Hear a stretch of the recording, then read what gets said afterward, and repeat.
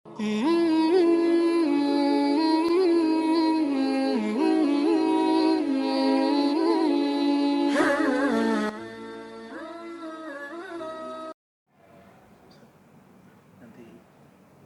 coba minta dibuka pertanyaan. Mana? Terakhir nanti dibuka pertanyaan. Oh, oke. Ya, sama minta doanya Pak. Bukan masjid. Oke. Nah, Ramadan sudah bisa dipakai. Assalamualaikum warahmatullahi wabarakatuh. Alhamdulillahi nahmaduhu wa nasta'inuhu wa nastaghfiruh wa na'udzu billahi min syururi anfusina wa sayyiati a'malina may yahdihillahu fala mudilla lahu wa may yudlil fala hadiya lahu asyhadu an la ilaha illallah wahdahu la syarika lahu wa asyhadu anna Muhammadan 'abduhu wa rasuluhu wa safiyyuhu wa khaliluh adda al-amanah wa nasaha al-ummah wa jahada fi sabilihi haqqa jihadih.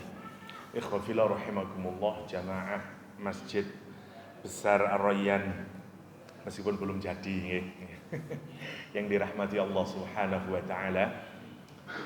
Saya lupa, saya tawarkan dulu kita ngaji surah An-Nur nopo Al-Ahzab. An-Nur sampun nopo dereng? Belum juga. Al-Ahzab nopo An-Nur? Ahzab. Ahzab ya. Insyaallah kersane kula mboten lupa-lupa terus, jadi kita insyaallah akan menghabiskan surah Al-Ahzab ya, tapi tentu mboten satu pertemuan. Bismillahirrahmanirrahim. Ya ayyuhan nabi ittaqillah wa la tuti'il kafirin wal munafiqin innallaha kana aliman hakima. Surah Al-Ahzab adalah surah yang turun pada akhir tahun ke-5 Hijriah. Dinamakan surah Al-Ahzab karena di dalamnya menceritakan tentang perang Al-Ahzab. Ahzab adalah bentuk jamak dari kata hizbun, artinya partai atau golongan atau kelompok. Sehingga Ahzab berarti adalah kelompok dari golongan-golongan ya. Setidaknya ada 3 golongan yang dirujuk. Satu, orang munafik yang tinggal di Madinah, Bani Nadir, Qainuqa, Quraidah. Yang kedua, kafir Quraisy yang ada di Mekah, dan suku-suku Arab lainnya non-Quraisy.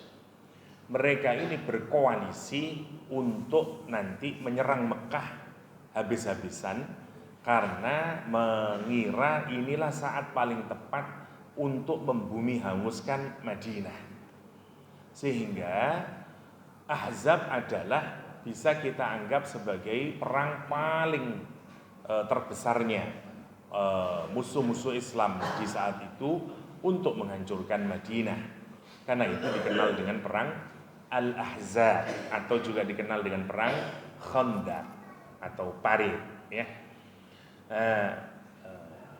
Surah ini merekam kisah peperangan tersebut sehingga dinamakan dengan surah Al-Ahzab. Tetapi sebagaimana kita ketahui bahwa surah ini harus dipakai ini. Surah ini menceritakan tentang banyak hal ya. Tapi yang pertama kita akan bicarakan tema awal dulu tentang taujihat Allah Subhanahu wa taala kepada Nabi Muhammad sallallahu alaihi wasallam. Terutama nanti di dalamnya kisah yang selalu menjadi kontroversi di kalangan para pemerhati Islam, dan terutama buat para pembenci Islam. Surah ini yang menceritakan di dalamnya kisah pernikahan Rasulullah SAW dengan Zainab binti Jahsyin sebagai titik peluang untuk menjelek-jelekkan dan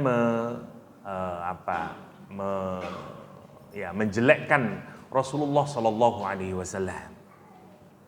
Ini penting karena sekarang ini terbuka sekian informasi, terutama buat anak-anak kita, yang kalau kita tidak memahami dengan baik kenapa Rasulullah menikahi mantan istri dari anak angkatnya sendiri, itu tentu akan banyak menimbulkan tanda tanya dan buku yang beredar di luar, terutama sekarang zamannya media massa, di internet dan segala macamnya, itu banyak yang ngawur terutama untuk pembenci Islam. Karena menganggap bahwa Nabi menikahi anaknya sendiri, yaitu Zainab binti Jahsy. Nanti kita akan melihat apa sebenarnya yang terjadi, kenapa Nabi menikahi janda dari atau menantunya sendiri yang dinikahi dan seterusnya. Ya, karena ini penting. Ada dua biasanya kalau orang yang membenci Islam itu ingin mengolok-olok dan menyudutkan Rasulullah SAW. Satu, kisah pernikahannya dengan Aisyah radhiyallahu anha yang dianggap di bawah umur. Yang kedua, kisah pernikahan Rasulullah dengan Zainab binti Jahsy. Ya. Kalau untuk Aisyah sebenarnya jauh lebih mudah untuk menjelaskan dibanding dengan Zainab binti Jahsy yang ada di dalam surah Al-Ahzab. Ya. Tapi nanti belum kita jelaskan hari ini. Ya. Mungkin akan di awalnya saja insyaallah. Oke, kita awali bismillahirrahmanirrahim atau sebanduan. Ya ayyuhan nabi. Ayat ini dibuka dengan panggilan atau nida. Panggilan dalam bahasa Arab ada dua. Satu ada doa, yang kedua ada nida. Sama-sama memanggil, bedanya adalah tekanannya, volumenya. Doa adalah memanggil dengan perlahan atau memanggil dengan tidak suara yang keras. Karena itu berdoa tidak usah terlampau keras-keras. Kenapa? Karena Allah Maha mendengar. Boten usah berdoa yang keras gitu. Doa itu harus tadarruan wa khufyah. Tadarru' dan tidak perlu dikeraskan kalau berdoa. Maksudnya keras itu bengok-bengok kalau berdoa. Ya. Kata doa sendiri sebenarnya dipakai oleh orang Arab awalnya untuk mengajak makan-makan. Jadi dakwah itu dari akar kata ini muncul kata dakwah ya. Da'a yad'u, ada dakwah itu mengajak orang makan-makan. Ya, jadi kenapa kemudian kok dipakai untuk kita dakwah? Karena memang semestinya dakwah itu menyenangkan. Karena itu kata Rasulullah SAW, kalau berdakwah itu basyiru, senangkan, ya. Jangan kamu takut-takuti dia dan seterusnya. Bahkan Sayyidina Ali ketika melihat ada penceramah di satu masjid yang meden-medeni dok, Ali kemudian menyetop penceramah tersebut. Kata dia, kenapa engkau membuat orang kehilangan harapannya kepada Allah Subhanahu wa taala? Kata Sayyidina Ali, ya. Yassiru wa la tu'assiru, sebagaimana Rasulullah menyatakan basyiru wa la tunafiru wa la tunafiru, jangan susahkan tapi mudahkanlah ya, jangan kamu bikin orang lari tapi gembirakanlah dan seterusnya. Itu etika kita dalam berdakwah. Karena itu menarik nih, makanya mungkin saya tidak tahu tradisi Indonesia mungkin lebih dekat ke dakwah. Kenapa? Karena selalu nonton makanan nih, gitu. Di negeri yang lain nggak ada makanannya kecuali orang Indonesia mawon ya. Dengan sesuai dengan makna bahasanya Ustadz nih. Yang pertama. Jadi kalau panggilan itu tidak keras namanya doa. Kalau panggilan itu keras namanya nida. Panggilan yang keras itu di dalam Al-Quran menggunakan dua model. Satu menggunakan huruf ya, yang kedua menggunakan ya ayyuha. Kalau menggunakan ya, itu biasa saja. Ya rojul, hey man, hey guys misalnya. Namanya ya rojul misalnya. Tapi kalau saya ngomong ya ayyuhar rojul, maknanya tiga. Satu, kita menunjukkan respect. Dua, kita mengagungkan orang itu. Yang ketiga, kita khawatir terhadap orang itu. Yang terakhir, kita memang kepingin menjauhkan orang itu. Jadi semua makna itu ada di dalam kata ya ayyuha. Saya tidak mau berpanjang-panjang ya. Misalnya kalau untuk menjauhkan, terutama buat orang yang kita tidak sukai. orang yang kita mau menjauhkan dia dari kita. Al-Quran misalnya menggunakan ya ayyuhal kafirun. Tapi kalau untuk orang yang kita senangi, maka panggilan ya ayyuha itu digunakan untuk menunjukkan respek, menunjukkan pengagungan, menunjukkan kita ada yang kita khawatiri. Allah Subhanahu wa taala memanggil Rasulullah dengan panggilan ya ayyuhan nabi. Berarti apa? Allah respek kepada Nabi Muhammad, Allah mengagungkan Nabi Muhammad, Allah khawatir ada sesuatu agar Nabi Muhammad nanti tidak melakukan. Oke, yang pertama, Nabi berasal dari kata naba, artinya informasi yang sangat penting, yang relevan buat kita. Orang yang membawa informasi yang sangat penting dan relevan buat kita namanya Nabi. Kita kenapa tidak jadi nabi? Karena informasi kita jarang yang penting, lah gitu. Gedabrus mawon di sini lah. Karena itu tidak jadi nabi. Nabi itu semua informasinya penting. Omong saomong penting. Dan bukan penting biasa, penting banget. Yang pertama, selain penting banget, dia relevan buat kita. Ada orang cerita sangat penting. Waduh, orang Ukraina sama Rusia itu gini-gini penting buat kita. Penting beritanya, tapi relevan buat kita. Ya mboten. Gua perang aku ya tetap mangan pecel mari ngene. Mboten. Ya, enggak ada urusannya dengan kita misalnya. Namanya bukan naba. Naba itu relevan buat kita. Ya, misalnya anakmu ketabrak. Lah namanya naba. Berita yang sangat penting, relevan buat kita. Lah nabi itu disebut nabi karena dia membawa berita yang sangat penting. Dari siapa? Dari Allah SWT. Karena itu disebut dengan nabi. Nabi. Oke. Ya ayyuhan nabi, wahai nabi, kata Allah SWT. Ittaqillah, bertakwalah kepada Allah SWT. Antik nih. Wis nabi kok diganggen takwa, Ustaz. Mesti ini lak kula tau sing diganggen takwa. Lah ngoten to. Ya apa Gusti Allah nih? Bukankah Nabi itu manusia yang paling bertakwa? Bukankah Nabi itu manusia yang paling terbaik? Kenapa ayat Al-Quran yang menyatakan bertakwalah kepada Allah, nomor 1. Yang nomor 2, la tuti'il kafirina wal munafikin. Janganlah kamu, wahai Nabi, mentaati orang kafir dan orang munafik. Ya, orang munafik, orang kafir dan orang munafik. Nah, tentu kita nggak akan bisa paham kalau kita tidak memahami latar belakang ayat ini. Ayat ini sebenarnya minimal ada 2 kejadian yang melatari ayat ini. Yang pertama dikaitkan dengan keinginan Nabi untuk mengislamkan orang-orang yang Yahudi. Lamma hajaran Nabi ilal Madinah. Ketika Rasulullah SAW hijrah ke Madinah, Kana yuhibbu Islam al-Yahud. Nabi itu sangat kepingin untuk orang-orang Yahudi itu, Quraidah, Nadir, dan Qainuqa masuk Islam. Keinginan Nabi untuk agar umatnya ini masuk Islam amat sangat besar sekali, siapapun saja. Karena itu bahkan Nabi digambarkan di surat Al-Kahfi oleh usahanya itu sampai ibaratnya mboten mikir kesehatan, saking seriusnya yo opo sekira wong ku mlebu Islam. Sampai Quran menyatakan mbok lek diterusno iso mati lho kok awakmu Muhammad. Kados tiyang niku mboten mikir tubuhnya, kerja awan bengi sore terus mboten nate turu, ibaratnya suwe-suwe mati lho sampean.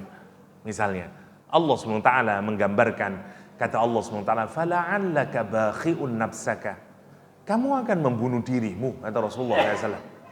Karena selain kerja fisiknya, dakwah terus, mikire Kanjeng Nabi dan seterusnya. Nah, ayat ini menggambarkan begitu Rasulullah pindah, orang-orang Yahudi ini yang justru mengenal nabi-nabi terdahulu, Nabi sangat kepingin mereka masuk Islam. Wa qad taba'ahun nas.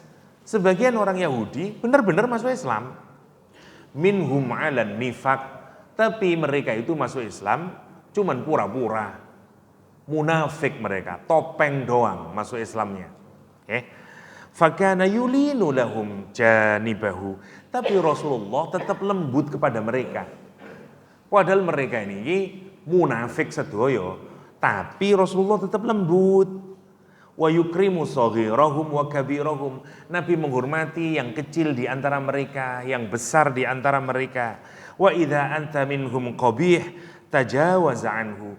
Kalau mereka mencaci maki Rasulullah, melakukan tindakan yang jelek, mengucapin sesuatu yang jelek, Rasul memaafkan mereka. Saking sayang Rasulullah SAW. Turun ayat ini kemudian. Nomor 1. Nomor 2. Ayat ini dihubungkan dengan permintaan pembesar-pembesar orang Quraisy untuk datang ke Madinah. Mereka mau menemui gembongnya orang munafik Abdullah bin Ubay bin Salul. Kenapa kok harus minta izin? Iya, wong ini habis perang Uhud. Perang ini dua negara ibaratnya Ukraina sama Rusia ini. Perang-perangan ini terus, bukan perang-perangan, perang beneran. Badar, Uhud, ini pasca perang Uhud. Mereka minta izin. Nabi memberikan izin. Oke, silakan datang ke Madinah. Abi Sofwan bin Harb, Ikrimah bin Abi Jahal, Abi La'war, Aman bin Sofwan. Mereka datang dan beberapa rombongan datang ke Abdullah bin Ubay bin Salul. Kenapa mereka datang ke Abdullah bin Ubay bin Salul? Karena mau mereka men-settle gimana nih hubungan antar negara ini. Mereka tidak langsung ke Nabi. Karena Abdullah bin Ubay bin Salul itu sesepuhnya Madinah. Dia tahulah bagaimana, dan dia tahu dia ini tidak benar-benar beriman. Sehingga bagaimana pendapat dia, apa yang harus saya lakukan ke depan hubungannya dengan Muhammad dan negaranya ini. Diizinkan oleh Rasulullah, mereka berdiskusi dengan Abdullah bin Ubay bin Salul. Mereka terus mengutus juru bicaranya kepada Rasulullah SAW. Abdullah bin Sa'ad bin Nabi Sarah, Tu'mah bin Ubayrik datang ke Rasulullah SAW. Terus yang ngomong, ya Rasulullah, urfud dzikra alihatana Lata wal Uzza wa Manat wa qul inna laha syafa'atan wa mana'atan liman abadaha wa nada'uka wa rabbak, kata dia. Muhammad, gini saja deh, kita berikan tawaran kepada kamu. Tolong kamu jangan cela deh Tuhan-Tuhan kami. Jangan salahkan Tuhan kami, Lata, Manat, Uzza, kata dia. Dan tolong bilang ke orang bahwa Tuhan-Tuhan kami itu pun juga bisa memberikan manfaat dan menghindarkan mudarat bagi yang percaya dan menyembahnya. Kalau kamu mau bilang begitu, deal. Kita tidak akan ada peperangan, saya tidak mikirin kamu sudah, biarin kamu sendiri dan negaramu. Bagi orang yang kepingin bahwa umat Islam itu selalu dalam keadaan damai tanpa peperangan, bagi orang yang kepingin Islam itu menyebar dengan tanpa kekerasan, tentu ini sangat menggiurkan. Bayangin di perang Uhud 70 orang mati, Nabi Sayyidina Hamzah diedel-edel dan seterusnya. Itu sampai sahabat minta ke Rasulullah, ya Rasulullah, jenengan dungo nopo ya Rasulullah ke Allah biar dihancurkan orang Quraisy ini. Rasulullah SAW menyatakan, ma bu'istu, aku ini tidak diutus oleh Allah SWT la'anan, untuk melaknat orang. Gak, aku diutus untuk jadi rahmat. Tidak mau Rasulullah SAW. Coba, ini kita tawaran menggiurkan apa buatan? Menggiurkan. Karena itu turun ayat ini. Yang pertama, kenapa Allah menurunkan gini-gini? Kita ini kalau jualan, terus buatan laku-laku, mentalitas kita itu kemudian turun. Jenengan kalau beli ayam goreng ke KFC misalnya, berapa ini? 17.500 misalnya, ayam satu misalnya. Jenengan saged nawar? Mboten saged. 16.000 enggak oleh mas, sepurane mas. 17.000 wis, 17.000. Enggak oleh, kurang 500. Dia punya standar, enggak boleh. 17.500. 17.400 wis. Enggak oleh. Coba, mboten saged kita nego dan seterusnya. Tapi jenengan jualan misalnya MFC, Masjid Fried Chicken misalnya, jualan di situ, nggak ada yang beli, lama nggak ada yang beli, sampai menjelang maghrib. Akhirnya aduh ya opo kira orang datang, ya apa dagangan nih, espiro 10.000 cak, alah, wis ndak payu ngono, wis 5.000, ndak oleh cak, wis lah 5.000, iya wis, kita kasihkan, datang lagi. Panan wis ngene gak enak kabeh ngene opo iki ya lek KFC wono dinyek-nyek. Piro iki 3.000 wis. Tuku 5 aku. Yo gak oleh cak modale tok. Lek wis gak gelem ya wis wong koyo ngene rupane dinyek-nyek. Iya wis ban wis pokoke tukono wis. Kita kehilangan kehormatan. Gitu. Kenapa? Karena kita desperate ya opo sing laku. Dakwah itu rada mirip kali pedagang. Kita ini kalau berdakwah ngajak orang. Ayo rek tuku apa rek, sama kayak begitu. Tuku surga apa rek, ayo rek kene rek tuku surga.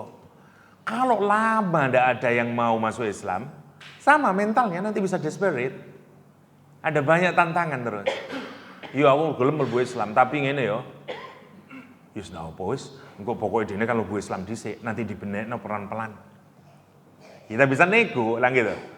Dicaci maki Rasulullah, dihina-hina Rasulullah. Mereka munafik tidak sungguh-sungguh masuk Islam. Nabi tetap lembut mawon. Ditegur oleh Allah. Jangan ngono Muhammad. Jadi orang itu berdakwah, memang kita harus lembut. Tapi mboten angsal punya mental koyok pedagang yang desperate. Agama ini luhur. Memang kita harus lembut dalam berdakwah. Memang kita harus baik dalam berdakwah, tapi pun sampai menghinakan diri. Iman itu yang paling tertinggi. Islam itu izzah, ngoten maksudnya. Gak boleh. Ini kalau ndak bareng-bareng Ustaz, terus aku ndak bisa masuk ke daerah situ Ustaz. Nanti ndak bisa nerima, enggak. Seakan-akan Allah bilang, memang sing butuh Islammu sapa sih? Lek dene ndak gelem Islam buan no besok, tak obong ya, misalnya gampangan ngoten yang pangeran nih. Jadi memang Nabi disuruh mendakwakan, tapi jangan kamu merendahkan dirimu. Gusti Allah sebutan terima. Nabine dia ece, nabinya di situ Muhammad, la tuti'il kafirin wal munafikin. Nomor 1. Nomor 2, jangan ikutin tawaran karena Allah, aduh iki kok nanti Muhammad iki saking kepingine kok melu. Makanya tadi maknanya apa 3? Respect, mengagungkan dan khawatir. Allah respect, Allah ngasih tahu Allah nasihati Nabi Muhammad. Nah, apa pesannya nomor 1? Sama seperti kita ini kalau nasihatin orang, orangnya itu baik, apa yang harus kita lakukan? Karena semua orang pasti melakukan kesalahan. Yang pertama adalah panggillah dengan panggilan yang mulia. Kita nasihatin istri, nasihatin suami atau apalah, dia melakukan kesalahan. Panggil dulu dengan kehormatan. Ya, jangan kon niku pancene orang ndak mau. Kalau di awal sudah kita rendahkan, tidak didengar meskipun itu kebaikan. Nggih. Gendut maksudnya mboten kula, nggih. Jenengan terlalu serius ngene. Niki sampun diet mati-matian nih. Balik. Jadi yang pertama caranya kalau kita mau menasihatin orang, panggil yang baik meskipun dia salah. Misalnya wonten salah satu jamaah, misalnya sholatnya mboten tepak, ojo langsung kamu sholat tidak benar kamu itu, ngaji lah, ndak diterima kon, tidak bisa orang digituin. Meskipun dia salah. Puncaknya nanti bilang apa dia? Bano masih bener kate apa kon? Itu tanda cara kita berdakwah salah. Banyak orang begitu, cara nasihatinya enggak begitu. Lihat para sahabat, lihat para salaful ummah di dalam membawa agama ini. Masya Allah ya, itu yang harus kita pikirkan. Imam Malik punya tetangga, tiap malam dandut koploan kalau sekarang. Genjreng-genjreng mabuk, terus ngomong, aku ini tidak ada yang memperhatikan, orang-orang itu sudah tidak pernah peduli sama saya, genjreng, ye, misalnya ngoten lah, gampangan ini. Setiap malam, suatu hari gak ada, tidak dengar suara Imam Malik, kaget Imam Malik, nyandi suara ini. Kok ono mana ini? Ditanya-tanya, ternyata dia ditangkap polisi. Di penjara. Datang Imam Malik membebaskan orang itu. Diapit sama dia, dibawa pulang, diadusi, dikasih pakaian yang baru. Orangnya, anak muda ini kemudian takjub dan berkata, ya Imam Malik, kenapa engkau membebaskan aku? Kata dia, karena setiap malam kau berkata, gak ada yang pernah peduli sama kamu, gak ada gitu. Aku peduli sama kamu nak. Dan dia nanti menjadi salah satu muridnya Imam Malik. Coba bayangkan. Dan seterusnya dan seterusnya. Niku gurunya Imam Syafi'i. Lah, Syafi'i wong Sidoarjo, iku kon mlebu neraka kon ngono iku. Ngoten carane. Lah itu pundi? Iya Masya Allah kalau kita pikirkan itu. Lah, memang lembut tapi mboten angsal kebablasan. Memang harus tegas tapi mboten angsal sampai kasar dan menyalahkan. Mboten angsal. Kita ini sedang menyebarkan agama Allah. Bukan untuk kepentingan kita, ngonten maksudnya. Ya, tugas kita cuma dakwah, urusan orang menerima atau tidak bukan urusan kita, Allah SWT. Jenengan meskipun sekeras apapun, kalau Allah tidak ngasih hidayah, ya tidak dapat hidayah orang itu. Dan bahkan selembut dan sengalah apapun jenengan, kalau tidak dapat hidayah, ya tetap aja tidak dapat hidayah. Jangan merasa sok ini karena dakwah saya ini Ustaz. No. Kita ini cuma menjalankan perintah, sudah. Itu saja. Yang penting kita berdakwah. Poin nomor 1. Ya, panggil dengan yang baik. Habis itu ingatin dia dengan 2 hal. 1, takwa kepada Allah sebagai fondasi. Habis itu la tuti'il kafirina wal munafikin. Jangan ikutin ya orang munafik dan orang kafir. Nanti kita lanjutkan. Orang kafir itu maksudnya orang kafir Mekah pada konteks saat itu, munafiknya maksudnya Abdullah bin Ubay bin Salul. Innallaha kana aliman hakima. Sesungguhnya Allah itu maha mengetahui, maha bijaksana. Allah menyatakan, aku tahu Muhammad, kalau kamu itu berdakwah sungguh-sungguh, aku sudah tahu. Dan karena aku yang maha mengetahui, makanya jangan begitu. Nomor 1. Allah maha bijaksana, hakim. Karena itu sikap yang tidak bijak. Kalau kamu sampai ngikutin mereka. Sama, nasehatin itu harus punya 2 modal. Ilmu dan bijak. Kalau kita nasihatin orang, nasihatilah dengan ilmu. Dan kita ini harus bijak di dalam menasihati, mboten emosi dan seterusnya. Ya. Agak cepat. Wattabi ma yuha ilaika, kata Al-Quranul Karim. Terus ikutilah wahyu yang diberikan kepada Nabi Muhammad oleh Rabbmu. Suruh ngikutin saja wahyu sudah. Jangan bikin sampai keterlaluan begitu. Ikutin wahyu. Kata Allah SWT. Innallaha kana bima ta'maluna khabira. Sesungguhnya Allah terhadap apa yang mereka lakukan, Allah melihat full view. Semua CCTV-nya Allah itu 360 derajat. Lebih bahkan kayak ini sor dhuwur. Nggih, semuanya diketahui oleh Allah SWT. Nah, setelah itu ngapain? Wa tawakkal 'ala Allah. Bertakwalah kepada Allah SWT. Wa kafa billahi wakila, dan cukuplah Allah kalau kita bertawakal nih. Saya cepatkan nggih. Napa maksudnya gini? Sebenarnya ayat ini meskipun turun kepada Nabi Muhammad, tapi maknanya banyak. Yang pertama, kenapa Nabi disuruh bertakwa? Maknanya 1, al-iktsar. Maknanya untuk memperbanyak takwa. Karena takwa itu tidak ada kata akhirnya, semakin tinggi lagi, semakin tinggi lagi, semakin tinggi lagi. Allah menyuruh Nabi Muhammad untuk meninggikan lagi ketakwaannya, nomor 1. Nomor 2, maknanya adalah untuk mudawamah di dalam takwa. Jadi Nabi bukan karena tidak bertakwa terus disuruh bertakwa, betul ngoten maksudnya. Suruh mudawamah alat takwa. Suruh mengabadikan takwa itu. Jangan bergeming meskipun ada tawaran kanan kiri ya yang menggiurkan. Jangan, tetap mudawamah takwa. Yang ketiga maknanya kata mufassirin, ayat ini meskipun ditujukan untuk Nabi Muhammad, tapi maksudnya adalah untuk kita agar kita bertakwa kepada Allah SWT. Oke. Apa poinnya buat kehidupan kita? Kita ini juga sama dalam hidup.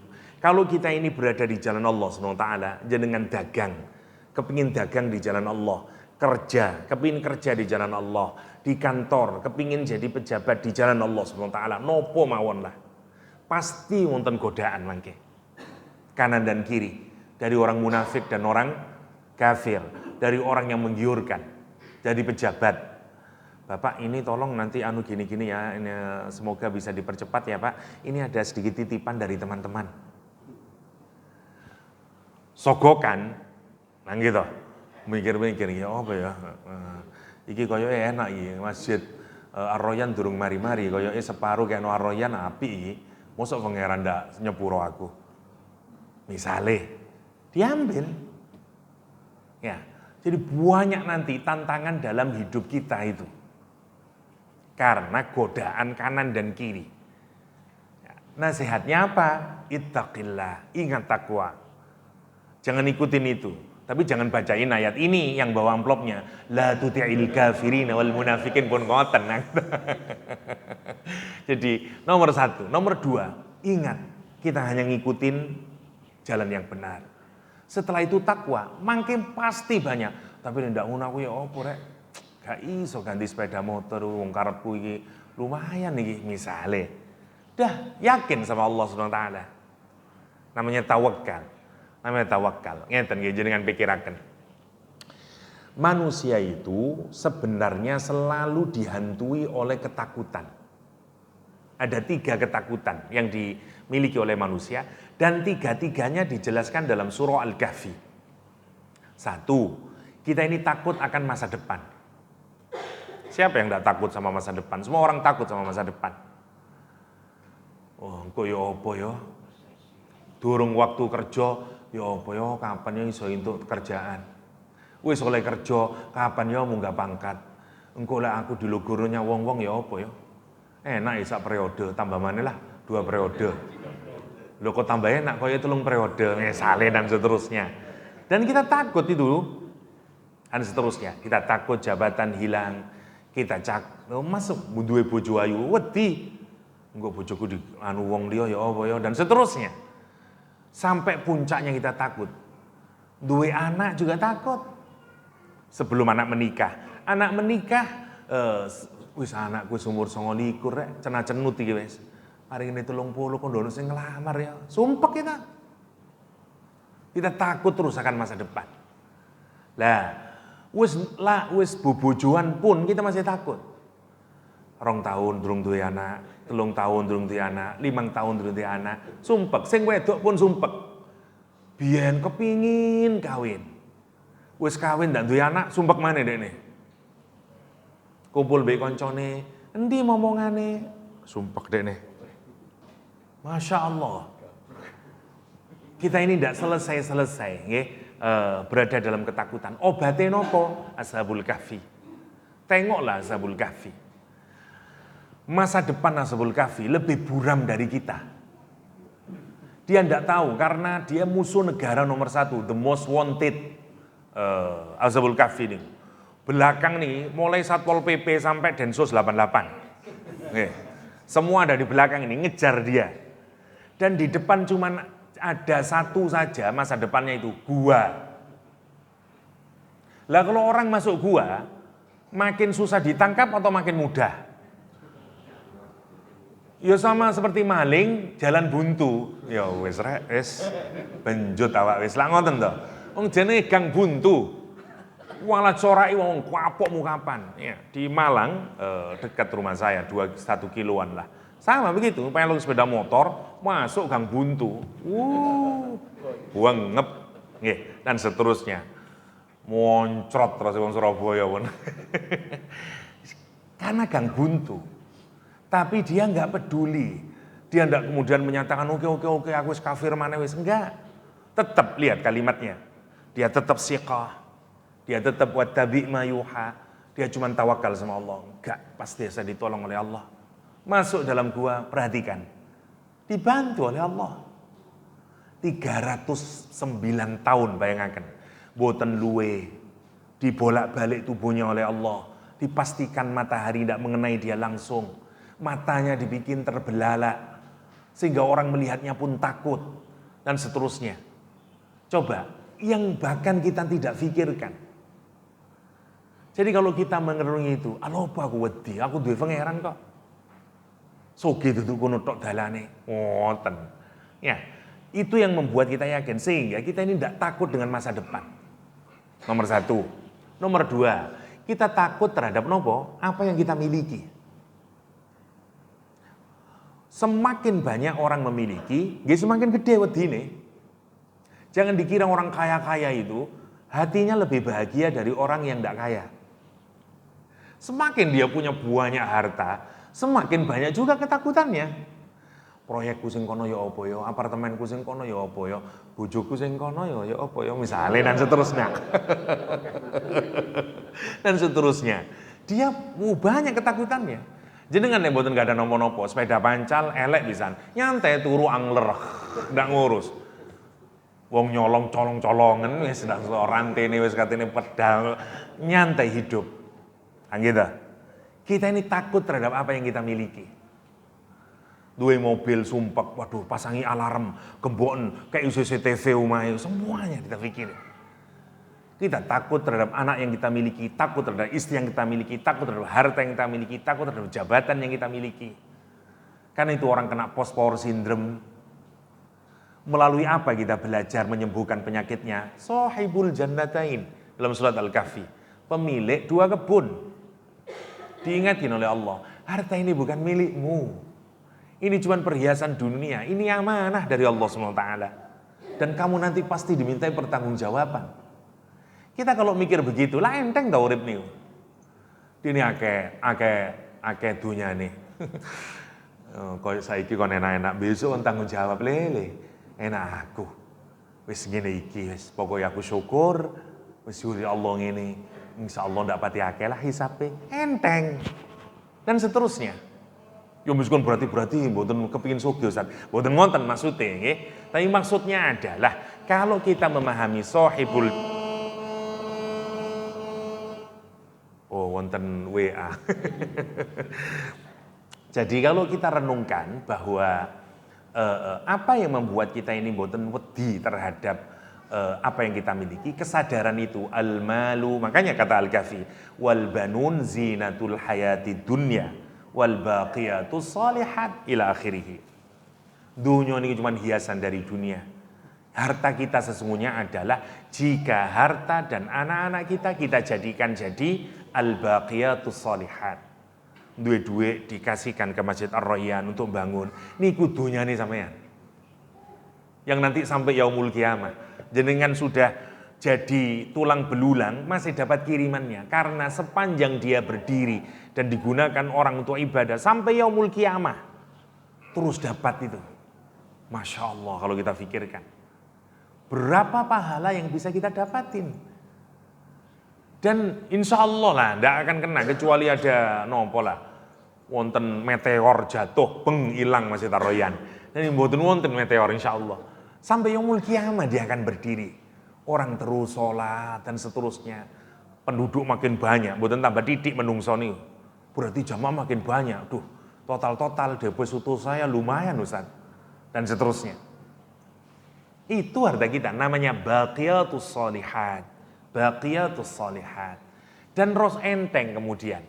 Hilang, ya enteng mawon. Ya jangan ditunaiku, ya wis lah. Memang bukan jatah kita. Apa yang bukan milik kita ya pasti tidak akan sampai ke kita. Dan seterusnya. Belajarlah pada ashabul jannatain. Hartanya sangat banyak, dibakar semuanya oleh Allah SWT. Habis. Dan kita kemudian enteng melihat harta ini. Boten ngongsrong, ya boten takjub kepada orang yang banyak harta. Boten menghina kepada orang yang tidak punya harta. Nah, yang terakhir kita takut terhadap nopo? Takut terhadap setiap hari kejadian-kejadian yang tidak sesuai dengan keinginan kita. Kita takut. Kenapa sih kok begini sih? Kenapa bos saya begini sih? Kenapa anak buah saya begini sih? Kenapa istri saya begini sih? Kenapa sih anak-anak terus gitu? Siapa yang setiap hari tidak punya masalah? Semua orang punya masalah dalam hidup. Tidak sesuai dengan yang dia inginkan. Lah terus obatnya nopo Ustaz? Obatnya Musa dan Khidir. Bahwa memang dunia ini tidak seperti yang kita rencanakan. Dunia ini tidak seperti apa yang kita idealkan. Tak kira biyen bojo kula niku ya Allah Ustaz, solihah, sabar. Mboten kata bicaranya. Waktu awal belum nikah niku, lek mam niku Ustaz, setengah piring Ustaz.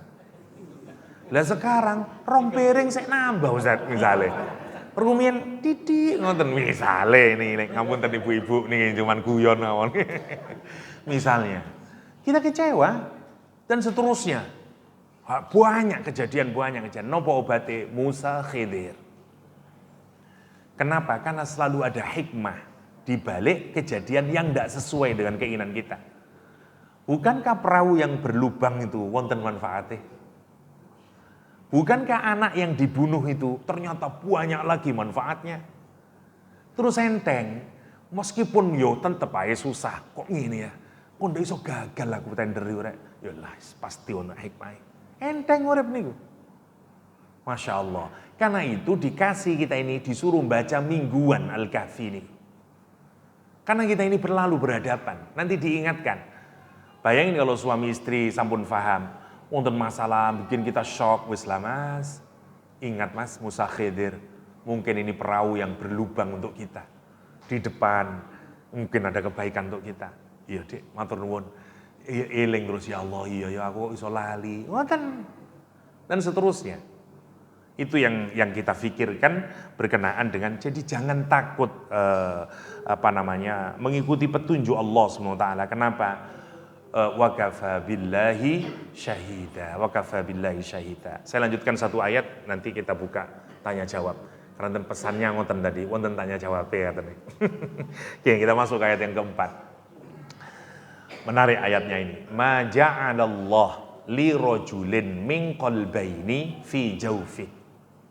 Allah tidak menjadikan bagi seorang laki-laki atau seseorang dua hati berada di dalam rongga dadanya. Maksudnya apa? Dulu ada orang di Mekah namanya Jamil bin Ma'mar al-Fihri. Namanya Jamil bin Ma'mar al-Fihri. Wa kana hafidhan lima yasma'. Dia itu hafal apa saja yang dia dengar. Pinter orangnya. Otaknya kayak recorder sama scanner. Jadi dia dengerin teng apal, dengerin teng apal. Sampai orang-orang menyatakan gak mungkin dek niku. Paling atine loro wong iku. Dan dia dipanggil dengan gelaran Dzul Qalbain, pemilik dua hati. Kenapa? Karena saking pintere. Teng mriki nggih wonten Dzul Qalbain, pemilik dua hati.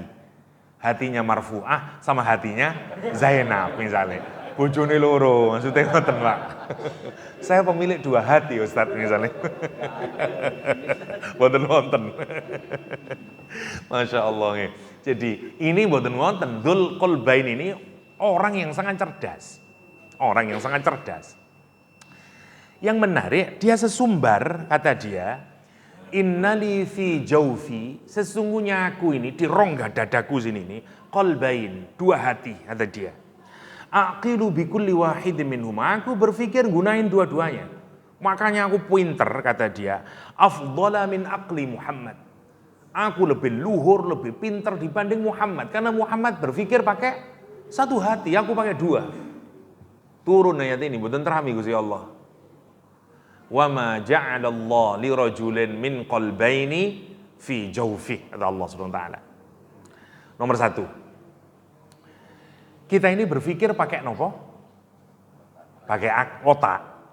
Kenapa orang Arab menyatakan berpikir pakai hati?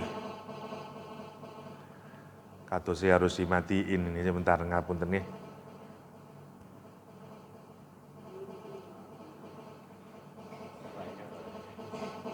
Kereta api nih pada dugi kata saya. Oke. Nopo mau wis lupa kula. Pakai hati, nggih. Quran ternyata juga menggunakan kalimat yang sama. Misalnya, walaqad dzara'na li jahannama katsiran minal jinni wal ins lahum qulubun la yaqiluna biha, kata Al-Qur'an. nanti akan dijerembabkan banyak ke dalam neraka jahanam dari kalangan jin dan manusia.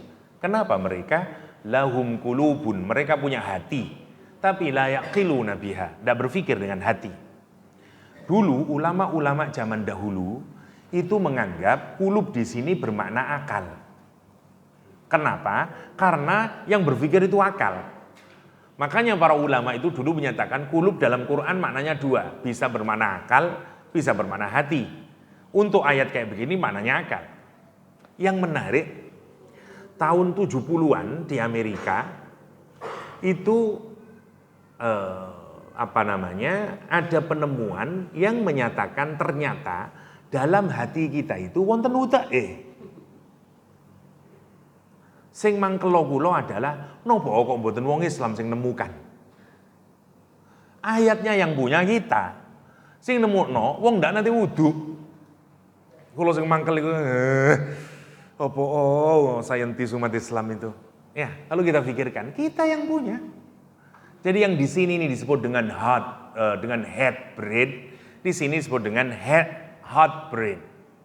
Memang beda ya, di sini sekitar 3 miliar saraf, di sini 40-an ribu nervous system di sini. Dan yang menarik, jenengan mboten percaya, kula pun maos bukune banyak nganu lihat. Menarik, jenengan tulis mawon teng YouTube misalnya heart brain. Lak wonten mangke, ya. Dan hati kita ini sama otak kita ini ternyata berhubungan terus ngeten, saling mengirim informasi. Dan tebak, mana yang lebih banyak mengirim informasi? Hati ke otak, nopo otak ke hati? Hati ke otak. Karena itu menarik, mengapa Al-Quran menyatakan lahum qulubun la yaqiluna biha. Karena yang ngomongin ojo lakoni, ku elek iku dan seterusnya, yang mikir ngoten niku hati. Karena sini mikirnya itu kalkulatif, mikirnya rasional, mikirnya itu. Dia bukan dikontrol oleh moral, nilai, tata nilai yang baik, bukan ngoten. Andai tadi riswahnya tadi, sogoannya, kalau cuman pakai head brain, JBN lumayan niku, dia nambah ganti kon mulai biyen ae wis nopo jenenge Supra E kae, gentilah PCX misalnya. Toko wis pas iku lho nak kandele iku, pas iku wis misale. Ngoten uteke ini dan seterusnya. Ini yang Masya Allah kalau kita pikirkan. Makanya Quran menyatakan lahum qulubun, tidak salah juga. Kenapa orang Arab menyatakan dzul qalbain? Nomor 1. Yang kedua, yang menarik untuk kita pikirkan adalah selain hati itu ternyata bisa kita gunakan untuk berpikir dan memang dia menjadi alat untuk berpikir, adalah bahwa ada hal yang menarik. Nanti di perang Badar, pasca perang Badar, Jamil bin Ma'mar ini pulang. Ditanyain oleh Abu Sofyan, piye wong-wong kabeh, waduh hajur mawa wis inhazamu, kata dia. Ya, wajur kabeh wis kalah total kita perang Badar nih. Dan dia ini membawa sepatu, satu diletakkan di tangan, satu diletakkan di kaki. Bertanya Abu Sofyan, ya Jamil, kampean ngapain kok meletakkan sepatunya satu di tangan, satu di kaki? Kata dia, masya'artu. Loh, aku tidak menyangka satu di kaki, satu di tangan. Tak kira dua-duanya di kaki. Semua orang ketawa dan menyatakan, mil, ngono awakmu ngaku duwe loro hati. Itu artinya kamu cuma punya satu hati. Kalau kamu punya dua hati, pasti kamu tidak akan bisa lupa, kata dia. Dan sejak saat itu dia tidak disebut lagi dengan dzul qalbain. Masya Allah. Yang ketiga, ayat ini berkenaan dengan cara Al-Quran menghadapi budaya. Ini penting. Islam itu kalau simbol dan nilainya bukan bertentangan dengan Islam, langsung diambil budaya itu. Kalau simbolnya tidak bertentangan tapi nilainya bertentangan, Islam tidak membuang, nilainya yang dirubah. Yang ketiga, jika simbol dan nilainya niku tidak sesuai, dihapus oleh Islam. Misalnya mata uang emas dan perak, bukan dari Islam, dari Romawi. Langsung dipakai oleh Rasulullah SAW. Kenapa? Boten wonten hal yang melanggar. Aqiqah, mahar, boten dari Islam. Budaya jahiliyah. Dulu kalau orang lahir dipotong kambing, darahnya diusapkan ke bayinya di sini, dan kemudian diusapkan ke patung, terus bikin sesajen. Diganti nilainya. Nabi menyatakan sembelihlah ya kalau hari ke-7 atau 14 atau 21 yang banyak kuahnya kata Nabi. Terus berikan kepada tetanggamu. Ya. Karena itu le aqiqah mboten angsal sate tok. Kedawan ten gulene. Nah ngoten ta. Ya. Nggih mboten napa-napa kula sate kali kali kambing guling. Wong kene mboten pati remen nek teng anu niku. Nggih ndak apa-apa, tapi mboten angsal sunnah. Sunnahnya harus ada kuah. Sop kambing, kari kambing, ya, kari angar, mboten. Dan seterusnya. Nggih. Pokok lali gara-gara kambing nih. Budaya, oke. Yang ketiga, kalau budayanya itu mboten bisa kita benarkan, baik bentuk dan nilainya, dibuang. Salah satunya ini, nomor 1. Ada 3 di sini. Orang dulu itu menganggap ada orang yang punya 2 hati. Enggak, kata Islam. Dibuang, enggak boleh. Pertanyaan saya, Ustaz, katanya enggak ada orang yang punya 2 hati di rongga dadanya. Lah wong perempuan. Kalau dia hamil, berarti kan hati ini ono loro, Ustaz. Coba jenengan. Iya yo atine wonge, ibuwe ambek ati anake. Perhatikan Quran. Quran menggunakan kalimat lirojulin untuk laki-laki. Nomor 1. Meskipun wonten kaidahnya tentang bahasa Arab itu.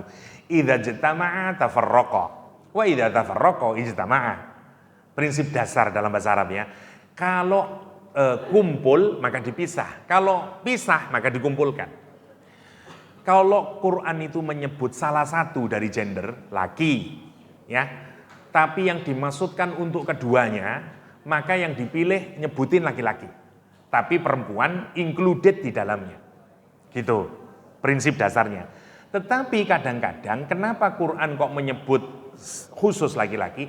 Karena memang yang dimaui hanya laki-laki. Nomor 1. Nomor 2 kata jauf. Jauf itu rongga yang kosong. Niki ribs nih, nopo ribs nih, tulang dada nih, ribs. Lah belakangnya ribs lah kosong toh. Jenengan le waktu Idul Kurban, waktu kambingnya itu. Lah ini habis ribnya ini kosong, di belakang rib itulah namanya jauf. Fi jaufihi, ya. Jadi yang di situ ada jantung semuanya itu, babat dan seterusnya. Semuanya, babat di bawah ya.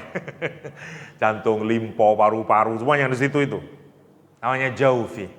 Lah, kalaupun dimaknai lirojulin itu untuk laki dan perempuan, yang miliknya si anak itu jantung satunya tidak ada di jaufnya perempuan. Karena yang ada cuma satu. Gagal berarti, tidak bisa. Apalagi kalau kita maknai lirojulin itu hanya merujuk kepada laki-laki. Quran itu sangat hati-hati di dalam, sehingga orang itu kalaupun mikir dan seterusnya, ya ada nanti orang yang mikir ngoten itu wonten, bahkan dokter di Mesir menyalahkan Quran. Kenapa? Qulnah bitu minha jami'a, kata dia. Qulnah bitu minha jami'a. Padahal kan wong loro sing mudhun niku. Nabi Adam sama Ibu Hawa. Jamak itu harus 3. Kenapa Quran menyatakan ihbitu, turunlah kalian semuanya. Ihbitu itu jamak, 3 orang mestinya. Lo kan wong loro. Wah, makanya berarti itu berhubungan. Ini dokter Mesir loh ini. Itu dokter Sidoarjo, maksudnya pinter bahasa Arab pun nih. Nah, jadi dia berarti dia ini wis nikah di surga terus hamil. Jadi ono wong telu. Adam, Hawa, ambek dan seterusnya. Ya itu saking pintere bahasa Arab. Padahal kalau dia mau belajar bahasa Arab dengan lebih baik lagi, boleh. Meskipun jumlahnya 2, menggunakan redaksi jamak. Ya. Dan seterusnya, ya terlampau jauh. Ini yang pertama, kisahnya. Yang kedua, yang ditentang oleh Al-Quranul Karim. Wa ma ja'ala azwajakumul la'i tudhahiruna minhunna ummahatikum. Dan Allah tidak menjadikan istri-istri yang kamu zihar di antara mereka itu ibumu.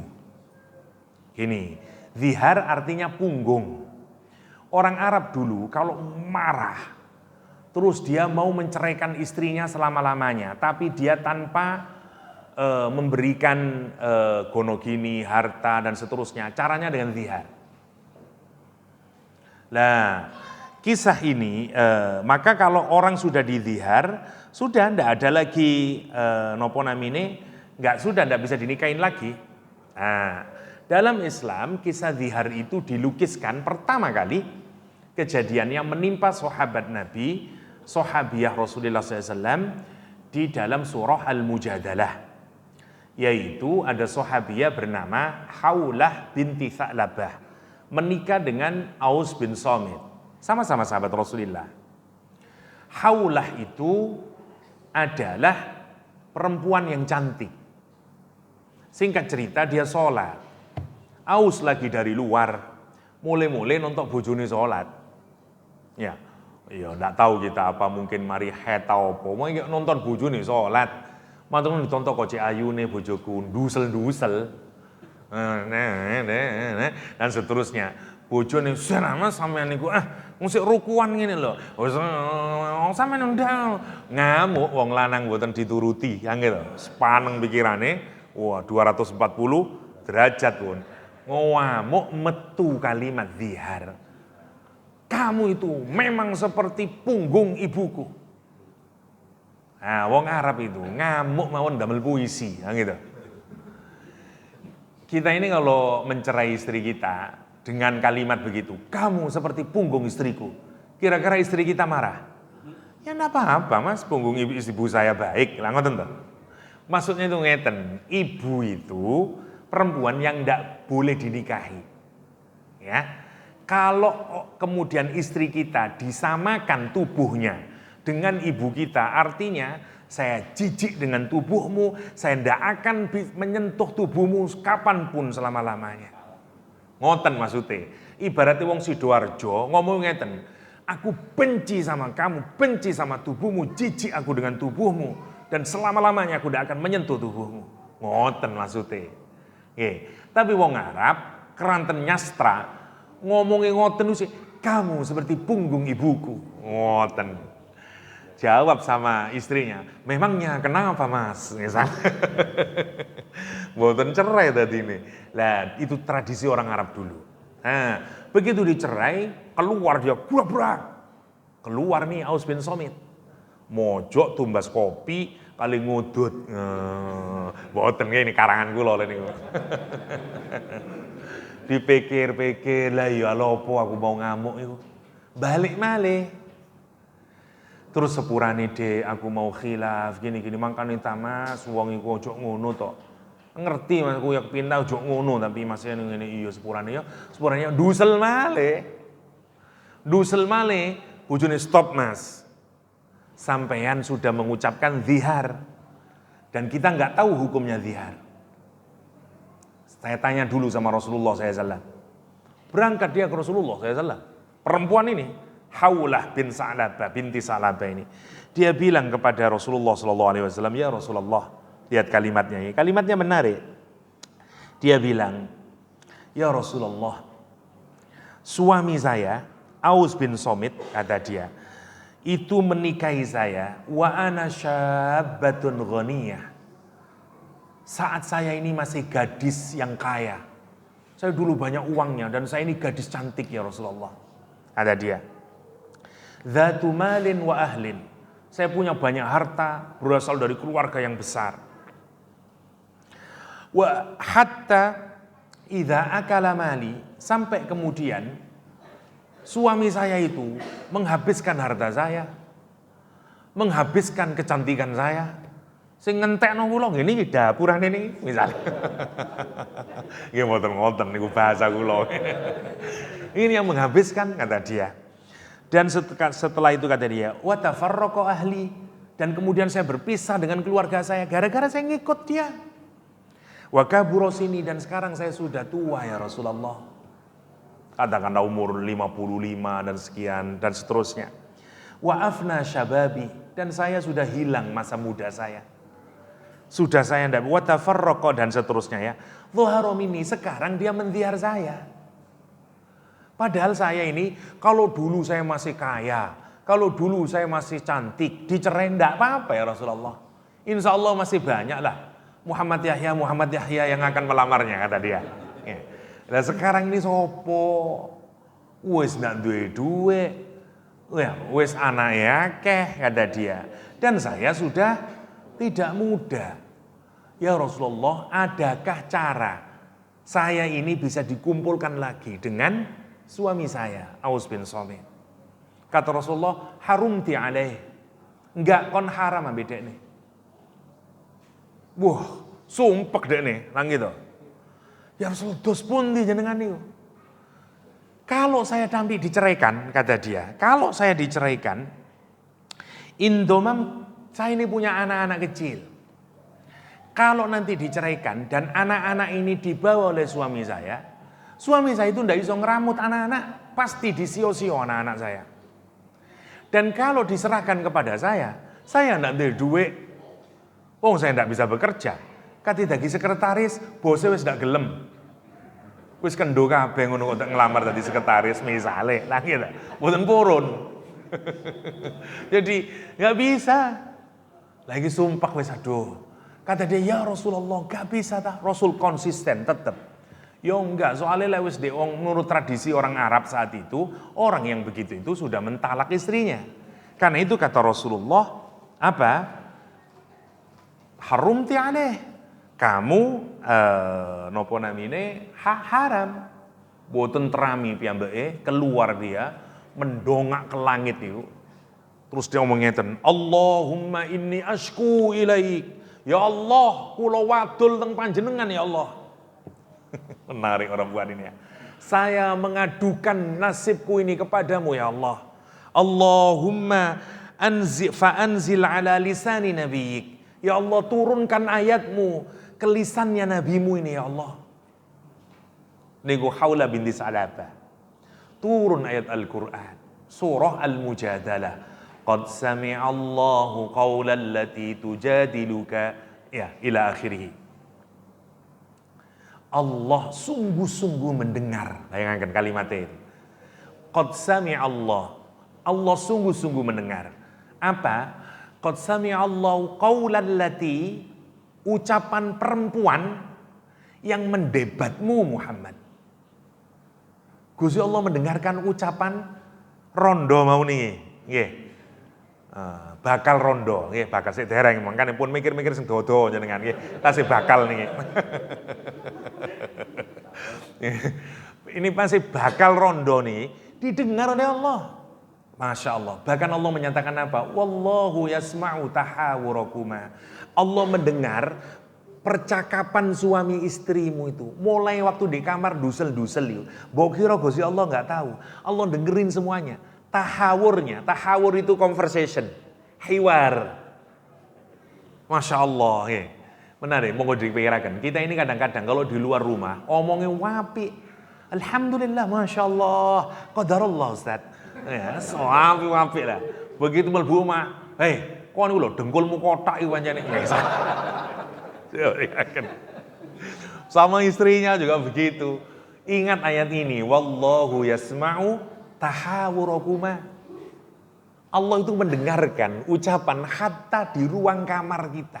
Saat kita mau melakukan hubungan, bayangkan. Allah itu tak mendengarkan omong apa ya arek iki, makane ngoten. Wallahu yasma'u tahawurakuma. Nah, turun ayat ini kemudian merubah hukum zihar. Dalam Islam kalau menzihar istri diganti hukumnya. Kalau kita membebaskan, ada kafaratnya, bebasin budak, kalau tidak mampu puasa 2 bulan, kalau tidak mampu ngasih makan 60 fakir miskin, baru balik lagi, suami istri lagi, ya, dan seterusnya. Kelak menarik.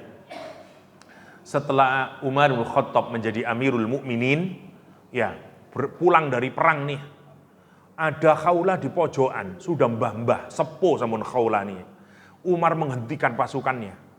Niki pasukan nggih, ya napa wong wis kesel kabeh, kepindang tutuk Umar. Berhenti, kata Umar. Umar kemudian mendatangi perempuan di pojok itu.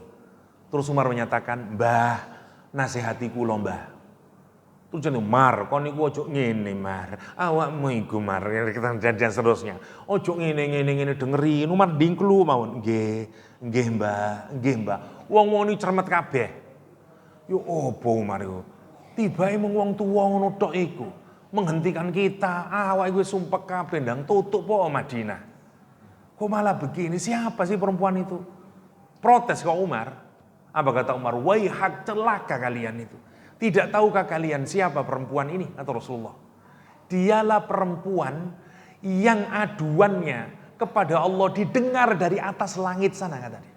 Demi Allah, kalau dia menasihatiku sampai subuh, kata Umar, aku tidak akan bergerak kecuali mendengarkannya, kecuali aku sholat saja.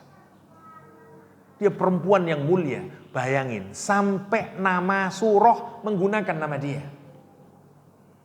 Meskipun bukan nama langsung, surah Al-Mujadalah itu bisa dibaca 2. Mujadalah artinya perdebatan, atau mujadilah, perempuan yang mendebat Nabi. Bayangkan, boten wonten surah Aus bin Somit, boten wonten. Surah Al-Mujadilah. Maka kalau ada orang-orang di luar sana, Islam itu anti perempuan, Islam itu menemputkan perempuan itu pret, ngoten. Dia tidak baca ini, bagaimana Allah membela perempuan. Sampai turun surah namanya saja untuk membela dia, perempuan yang mendebat. Boten wonten kitab suci di dunia ini seperti itu. Yang menyatakan Islam itu misoginis, nggak suka sama perempuan. Perempuan itu di blekedes, wacon Quran itu dol, ngoten. Karena dia tidak paham Quran. Sebegitu pembelaannya Allah kepada perempuan. Sampai kata Allah, tak dengarkan aduanmu. Kata dia. Karena memang berat. Dia harus ngasuh anak dan seterusnya, kata Allah. Hatta, bayangin, di dalam surat Al-Hujurat, jangankan mendebat. Orang bersuara keras di hadapan Nabi, habis seluruh pahalanya. La tarfa'u aswatakum fawqa sautin Nabi. Jangan keraskan suaramu di depan suara Nabi. Mengalahkan suara Nabi. Kalau kamu tetap begitu, antahbatu a'malukum. Nanti semua amal ibadahmu habis. Wa antum la tash'urun, dan kamu tidak menyadari loh. Nol tiba entek. Karena kita tidak punya adab ke Rasulullah. Kenapa? Karena ngomong lebih tinggi dari Rasulullah SAW. Ini bukan ngomong lebih tinggi, debat Nabi. Coba jangan bayangkan. Nabi ngomong haram, gak usah Nabi. Kalau wadul teng pangeran lek ngoten. Coba, kenapa kok tidak hilang amalnya? Karena motifnya saya. Karena dia mikir saya tua, saya tidak punya pekerjaan, saya harus ngerawat anak-anak saya. Lah terus saya ini tidak salah apa-apa. Bojoku ae, mbok tekan ndi mau iku. Mari ketemu si Iem ta, mari ketemu sapa, terus sirahe mumet langsung ae karepe nobruk ae. Ya, saya ndak salah apa-apa. Karena itu dimaafkan oleh Allah SWT dan bahkan diterima itu. Hatta debatnya kepada Rasul. Allah, kalau kita pikirkan itu. Bagaimana pembelaannya kepada perempuan. Itu yang menarik untuk kita pikirkan. Itu hal yang kedua yang oleh Nabi. Ini pun 5:30 nih. Masih satu lagi tapi menawi wonten pertanyaan mungkin 1-2 baru kita akhiri. Nggih, monggo Bapak.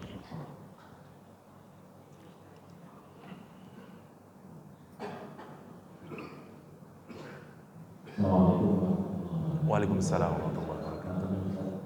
Terkait dengan hati, berakal, rasa hati. Sejadinya bahwa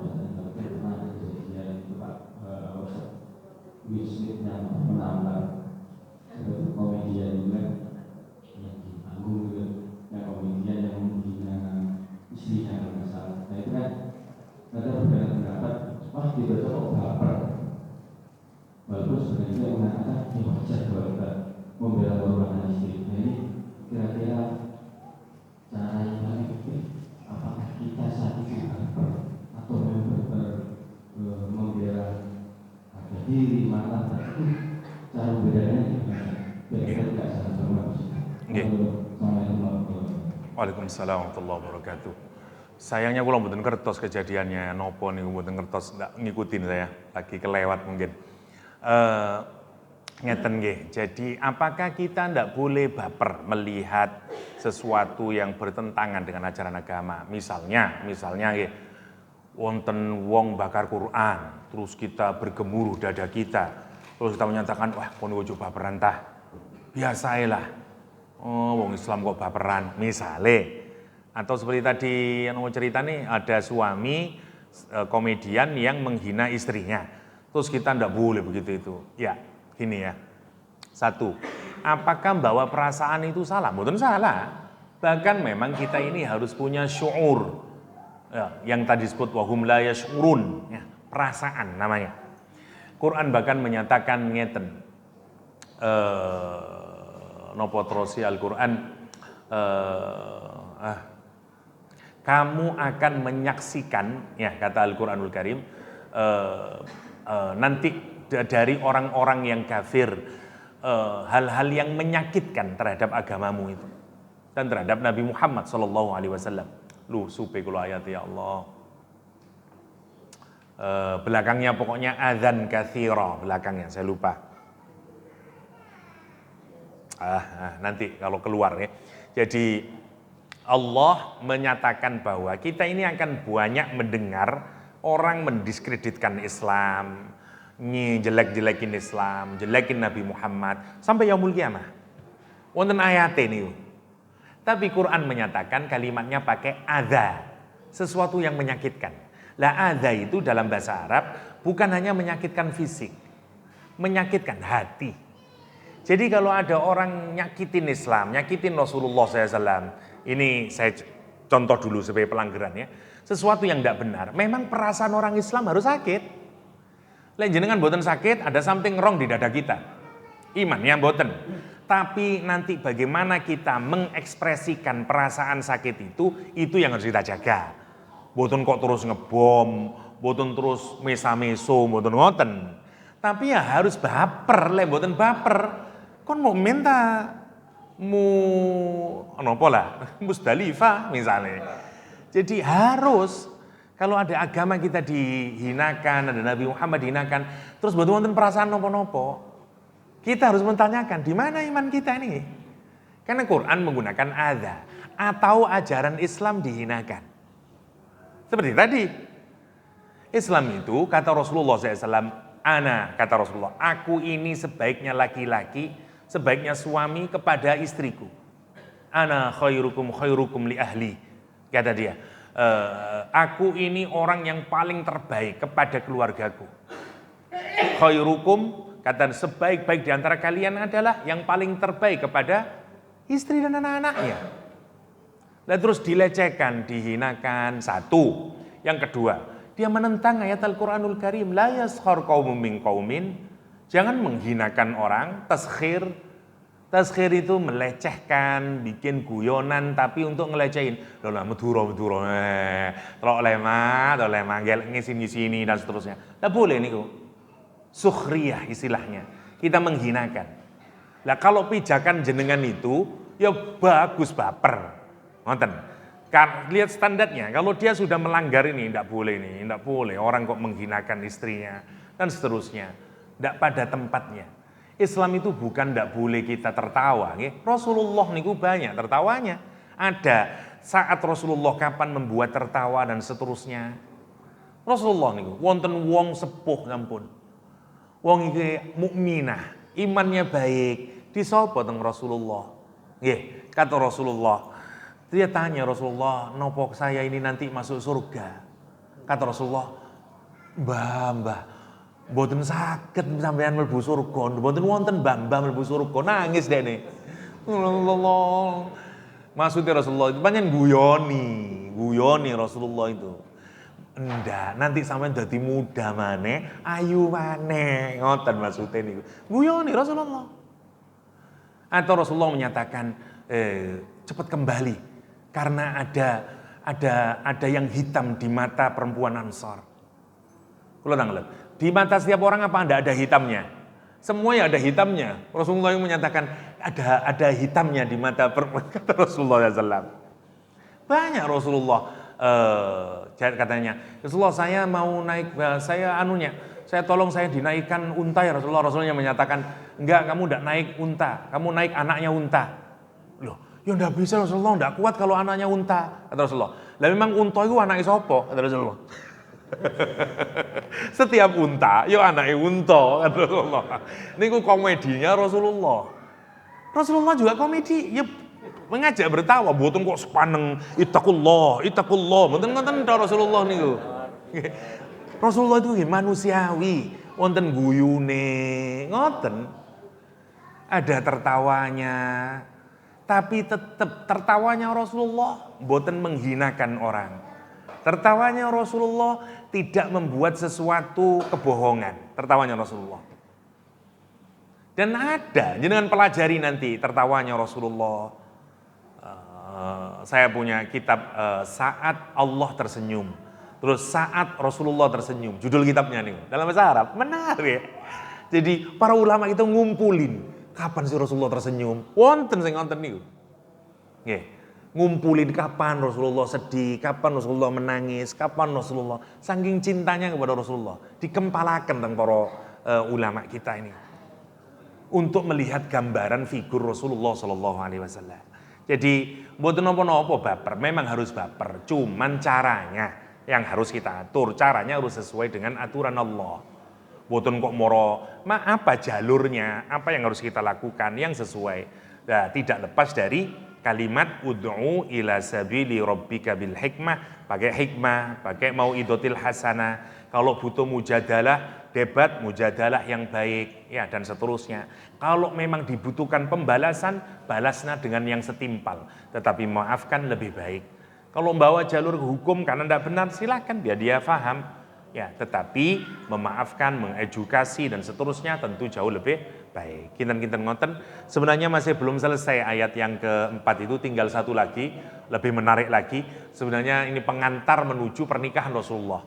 Kita akan melihat bagaimana Zaid bin Harisah diangkat tabanni, jadikan anak angkat oleh Rasulullah dan sampai kemudian dinikahkan dengan Zainab, tapi nanti begitu cerai Zainab dipersunting oleh Rasulullah.